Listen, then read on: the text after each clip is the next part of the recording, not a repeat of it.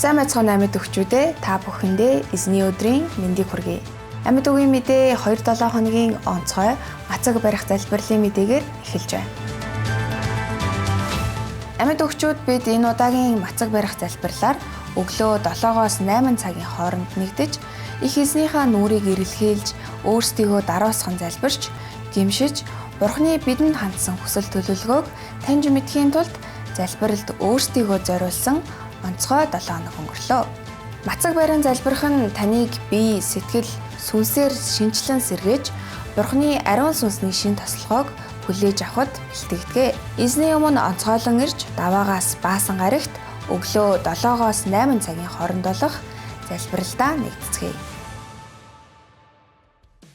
Өнгөрсөн даваа гарагт чөлөөлөгдсөн амьдрал сургалт үсүнслэг өсөлт хичээлээр явагдлаа. Харин маргааш 18 цаг 30 минутаас гэр бүл хичээлээр үргэлжлэх болно. Итгэлийн амьдралдаа өсөлтийг бий болгохыг хүссэн хүн бүрийг хүрэлцэн эрхийг урьж байна.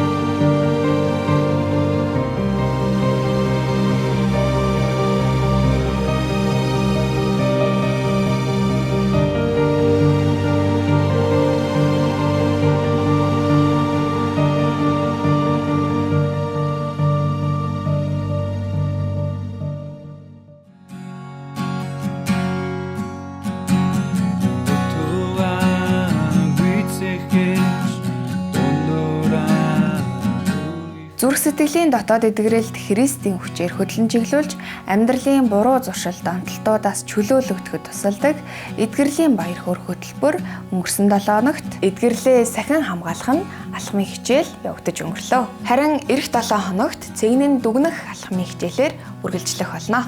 Эдгэрлийн баяр хөөр хөтөлбөр дээрээ уулзцгаая. Эмэгтэйчүүдтэй дуулгах сайхан мэдээ байна. Эмэгтэйчүүдийн үйлчлэлээс эмэгтэйчүүдийн семинарыг 5 сарын 16-ны Бям гарагт 14 цагаас чуулганы байранд зохион байгуулахаар боллоо. Чуулганыхаа нийт эмэгтэйчүүдийг хүрэлцэн эрхийг урьж байна. Хэрвээ та манай цуглаанд анхудаа хүрэлцэн ирсэн бол цуглаан дууссаны дараа 1-р игнэнд хүрэлцэн ирж суугаарай. Бид танд чуулганыхаа талаар товч танилцуулах болно. Амьд үгийн мэдээнд анхаарал хандуулсан та бүхэндээ баярлалаа. Эх 7 хоногийн эзэн бурхан ивэх болтугай.